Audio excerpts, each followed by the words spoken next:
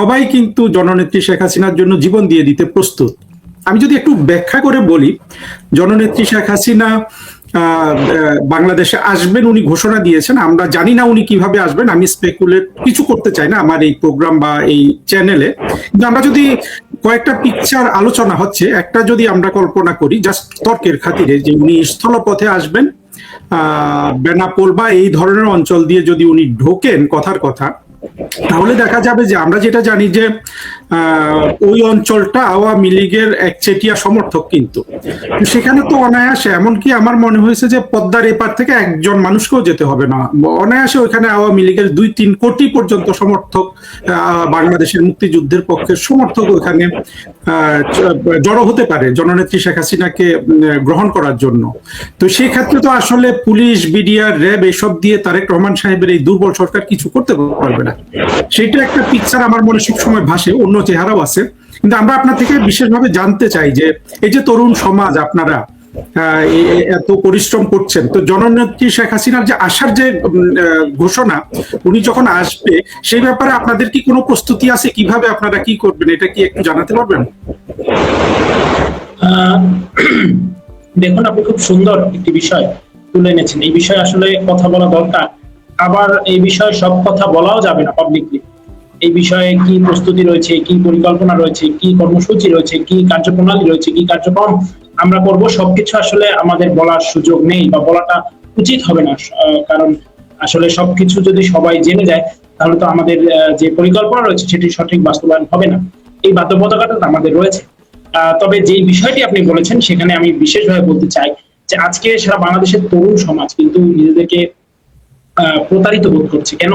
যেই জুলাইয়ে 2024-এ তাদেরকে আশা দেওয়া হয়েছিল, তাদেরকে মিথ্যার বেশাতি সাজিয়ে পথভ্রষ্ট করা হয়েছিল, দিকভ্রষ্ট করা হয়েছিল এবং তাদেরকে ভুল পথে পরিচালিত করে দেশ ধ্বংসের একটি লীলায় তাদেরকে ইন্টেনশনালি সামিল করানো হয়েছিল। এবং পরবর্তীতে যখন তারা জানতে পারে যে দে আর চিটেড, তাদের সাথে প্রতারণা করা হয়েছে, তাদের সাথে ছলনা করা হয়েছে, তাদের সাথে কপটতা করা হয়েছে, 420 জামাত শিবির, 420 বলি আমি এদেরকে, তারা নানান রকম ছদ্মবেশ ধারণ করে সাধারণ শিক্ষার্থীদেরকে, জেনারেল স্টুডেন্টকে, তরুণ সমাজকে নানানভাবে প্রতারিত করেছে। এটি একেবারে কাচের ন্যায় স্বচ্ছ বর্তমান সময়ে সকলের কাছে। সুতরাং বর্তমান তরুণ সমাজ আসলে অত্যন্ত প্রতারিত বোধ করছে, তারা অত্যন্ত লজ্জিত বোধ করছে, তারা উদ্বিগ্ন দেশের ভবিষ্যৎ নিয়ে, তারা উদ্বিগ্ন তাদের ভবিষ্যৎ জীবনযাপন নিয়ে, তারা উদ্বিগ্ন তাদের ভবিষ্যৎ কর্মসংস্থান নিয়ে। এমন একটি অবস্থায় তারা আসলে ভুল বুঝতে পেরেছে যে বঙ্গবন্ধু কন্যা দেশরত্ন শেখ হাসিনাই সঠিক ছিলেন এবং তারা আবারও বঙ্গবন্ধু কন্যা দেশরত্ন শেখ হাসিনার নেতৃত্বে বাংলাদেশের যে অদম্য জয়যাত্রা অব্যাহত ছিল, বাংলাদেশের যে অর্থনৈতিক সমৃদ্ধি, গণতান্ত্রিক জয়যাত্রা, সুশাসনের একটি সুন্দর পরিবেশ অব্যাহত ছিল, সেটিতে তারা আসলে ফিরতে যাচ্ছেন। এই কারণে আজকে তরুণ সমাজ ঐক্যবদ্ধ, তরুণ সমাজের হৃদয়ে একটি সুর, একটি গান, শেখ হাসিনা আসবে, বাংলাদেশ আসবে, শেখ হাসিনার জন্য বাংলাদেশ ধন্য। তো এমন একটি অবস্থায় দাঁড়িয়ে আজকে বাংলাদেশ ছাত্রলীগের লক্ষ লক্ষ নেতা কর্মীরা যেখানে শিক্ষার অধিকার থেকে বঞ্চিত, তাদেরকে লেখাপড়া করতে দেওয়া হচ্ছে না।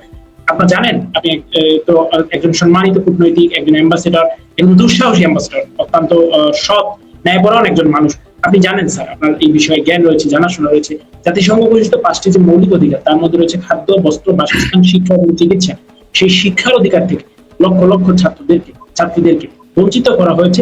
One and only the reason is their political ideology. শুধু এবং শুধুমাত্র তাদের রাজনৈতিক মতাদর্শের কারণে তাদেরকে শিক্ষার অধিকার থেকে বঞ্চিত করা হয়েছে।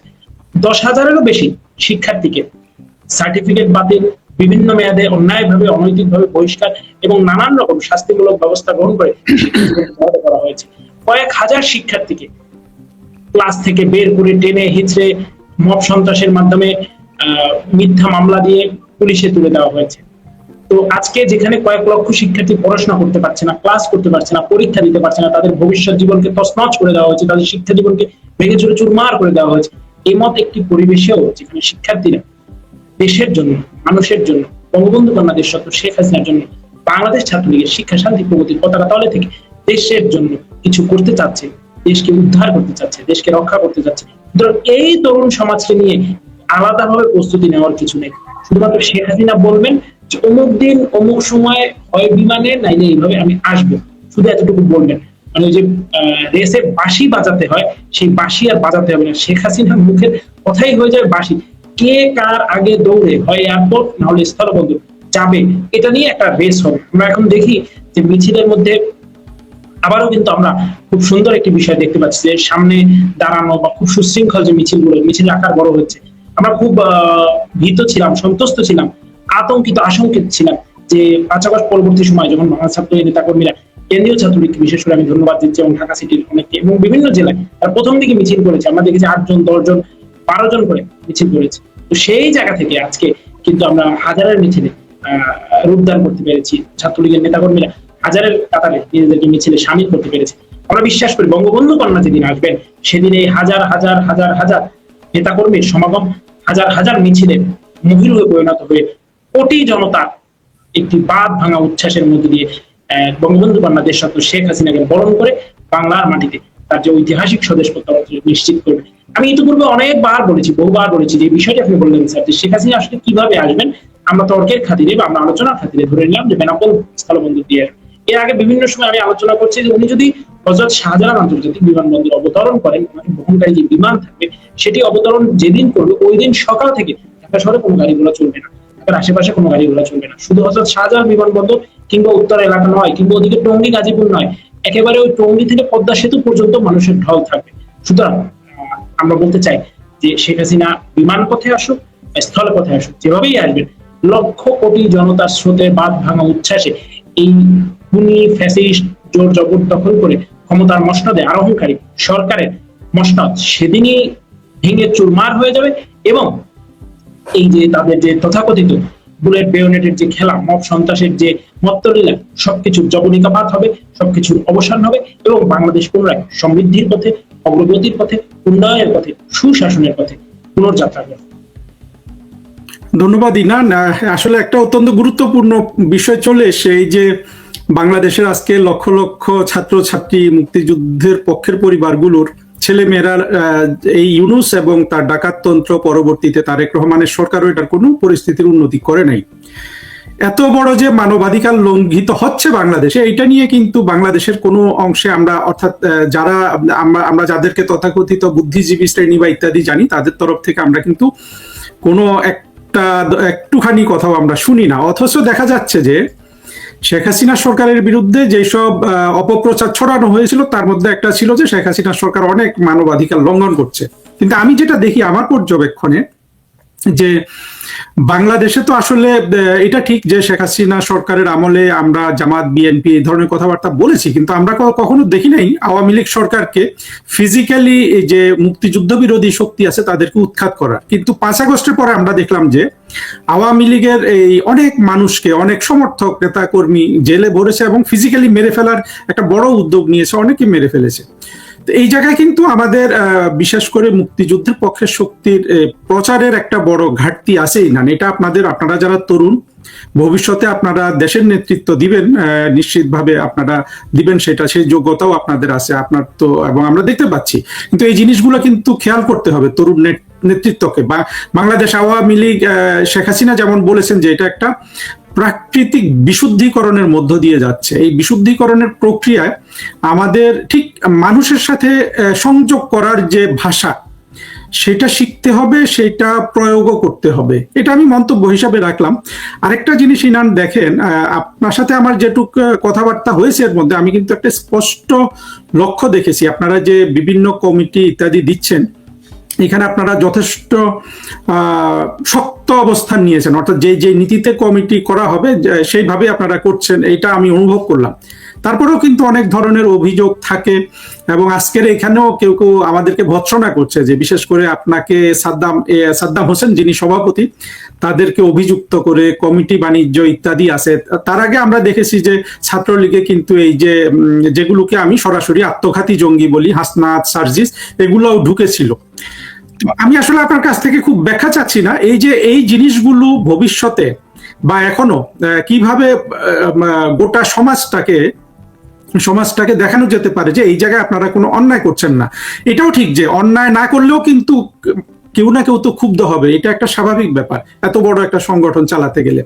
আমি এর সাথে আরেকটা জিনিস যোগ করতে চাই না, আমরা যদি অন্তত, আমি কিন্তু ছাত্রলীগকে অত্যন্ত ভালোবাসি, আমি জীবনে কোনোদিন কোনো রাজনীতি করিনি, ছাত্রলীগের ধারে কাছে বা ছাত্রদল কারো আশেপাশে আমি ছিলাম না, কিন্তু আমি মনে করি যে ছাত্রলীগ আমাদের দেশের সম্পদ। এটা বঙ্গবন্ধু তো ছাত্রলীগই শুরু করেছিলেন, অর্থাৎ করার আগে, উনি আওয়ামী মুসলিম লীগ বা আওয়ামী লীগ করার আগে। এই যে সংগঠনটা, এইটার উপর আমি খুব স্বপ্ন দেখি যে এই সংগঠনের মাধ্যমে আমরা ভবিষ্যতে যে মুক্তিযুদ্ধের বাংলাদেশ গড়তে চাই, সেই বাংলাদেশ আমরা আমাদের গঠন করার জন্য আসলে ছাত্রলীগই আমাদের ভরসা। হ্যাঁ, আওয়ামী লীগের সিনিয়র নেতারা আছেন, তারা তো আসলে সিনিয়র হয়ে গেছেন, বয়স যাদের কম, আপনারাই হলেন আসলে সত্যিকার অর্থে, যদি মুক্তিযুদ্ধের বাংলাদেশ যদি আমরা বলি, সেইখানে আপনারাই ভরসার প্রতীক। এইটা আপনারা যদি যথেষ্ট সততার সাথে এবং আমাদের মননশীল শিক্ষা ব্যবস্থা বা মননশীল ভাবে যদি তরুণরা শিক্ষিত হয়, এটা খুবই কঠিন কিন্তু কাজ না, কিন্তু আমাদের দুর্ভাগ্য যে আমরা সেই দিকে আমরা হয়তো যেতে পারিনি যথেষ্ট প্রত্যাশিত ভাবে। তো ইনার আমরা যদি আরেকটা জিনিস একটু যোগ করি, দুঃখিত আমি উপস্থাপক হয়ে হয়তো বেশি কথা বলছি, আমার যেটা মনে হয়, আমরা কিন্তু এই যে বিসিএস পরীক্ষা, সরকারি চাকরি, এগুলো যদি আমি সাদ্দাম হোসেনকে পাই, ওনার সাথে আলোচনা করব, উনি একটা গুরুত্বপূর্ণ বক্তৃতা দিয়েছিলেন, এগুলো সব কিন্তু আমি দেখলাম, আমি 25 বছর সরকারি চাকরি করে দেখলাম যে বেশিরভাগই, কি আওয়ামী লীগ সরকার কি বিএনপি সরকার, নিয়োগ পায় বেশিরভাগই জামাত শিবির এরা।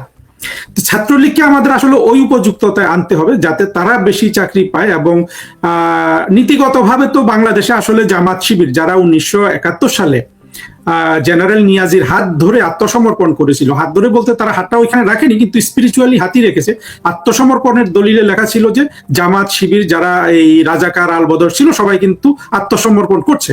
তো যারা একবার আত্মসমর্পণ করে ফেলেছে, তারা যদি বাংলাদেশকে মেনে না নেয়, মুক্তিযুদ্ধের যে মূল্যবোধ ছিল সেই অসাম্প্রদায়িক গণতান্ত্রিক বাংলাদেশ, সেটাকে যদি না মেনে নেয়, তাদের তো আসলে এই দেশে চাকরি করার কিন্তু কোনো অধিকার থাকে না। আমরা কিন্তু এটা কখনো চিন্তা করিনি, আমরা তাদেরকে চাকরি দিয়ে গেছি। কিন্তু ভবিষ্যতে আমার মনে হয় 24-এর জঙ্গি উত্থানের পরে যেই অধপতন আমাদের হয়ে গেছে, এরপরে কিন্তু আমাদের খুব গভীরভাবে চিন্তা করতে হবে যে এদেরকে আর চাকরি দেওয়ার আসলে সুযোগ নেই। সুতরাং এখন যারা সংগ্রাম করছে, ইনান আপনার মাধ্যমে আমি জানাতে চাই যে এই তরুণ তরুণীরা আজকে না খেয়ে না দিয়ে শেখ হাসিনার জন্য জীবন দিতে প্রস্তুত, যারা বাড়ি ঘর ছাড়া, যারা লেখাপড়া ছাড়া হয়েছে, যাদের স্কুল কলেজ বিশ্ববিদ্যালয়ে ঢুকতে দেওয়া হচ্ছে না, তাদের কিন্তু একটা অফুরন্ত সুযোগ আসে। যেহেতু যে শক্তিটা এখন বাংলাদেশ দখল করে রেখেছে, এটা হলো সভ্যতা বিরোধী শক্তি, এরা প্রগতি বিরোধী শক্তি, ইতিহাস বিরোধী শক্তি। কোনো ইতিহাস বিরোধী, সভ্যতা বিরোধী, প্রগতি বিরোধী শক্তি রাষ্ট্র বেশি দিন দখল করে রাখতে পারে না। আমি বা আপনি, ইনান কিংবা জননেত্রী শেখ হাসিনা এদের পরাজিত করুক বা না করুক, এরা কিন্তু পরাজিত হবে, এই ব্যাপারে কারো কোনো সন্দেহ থাকার কিন্তু কোনো অবকাশ নাই। সুতরাং যারা আসবে তারা আসলে মুক্তিযুদ্ধের পক্ষের শক্তি আসবে। এবং আমরা দেখেছি যে মুক্তিযুদ্ধের পক্ষের শক্তি বলতে বাংলাদেশে একমাত্র আওয়ামী লীগ আছে, খারাপ হোক ভালো হোক, এর বাইরে কিন্তু কিছু নাই। কিন্তু আমরা যদি ওই প্রস্তুতিটা রাখি যে দেশ চালানোর জন্য ছাত্রলীগের বা তাদের সমর্থক প্রতিটা তরুণ তরুণী যদি দেশ পরিচালনা, এবং আমি মনে করি যে তারা সবাই চাকরি পাবে, এত চাকরির ক্ষেত্র সৃষ্টি হবে।